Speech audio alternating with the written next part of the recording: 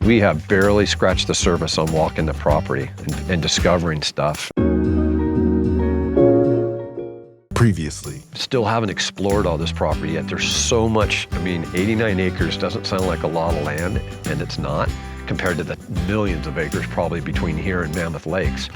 But for us, we have barely scratched the surface on walking the property and discovering stuff.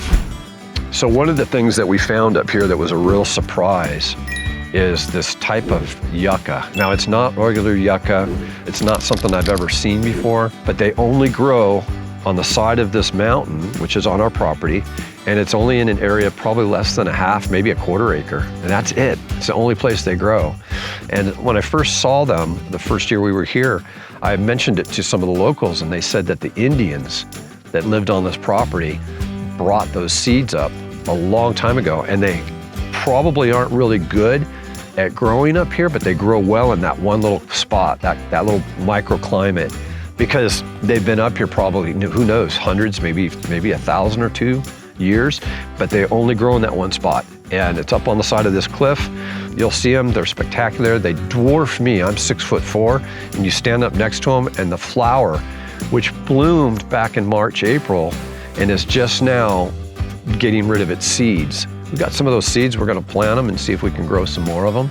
I'm certain there's a medicinal value. That's why the Indians brought it up here. It was part of their, their tradition, and hopefully it's not anything weird, like, some peyote kind of thing, but we'll find out. And we'll run it on the GC and the HPLC. I'm not gonna taste them and find out. I don't wanna go there. But there's probably a reason for it. They brought them up here for some reason. They certainly do well in that little spot. And typically plants that do well in harsh environments have some pretty neat properties, because they gotta protect themselves. And we can harvest those properties for ourselves, right? So my goal would be to find out what's in it, and that's simple to do. We can run it on the GC, get the aromatic properties and any lipids, and then we'll run it on the HPLC and get anything that's non-aromatic, which pretty much covers everything at that point.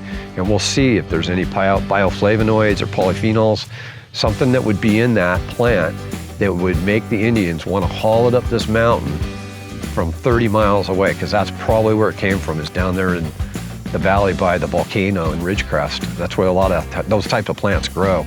Cactus are not native up here. They were brought here. And so you'll see cactuses around as well. We don't like those cactuses. They're kind of like the jumping cactus.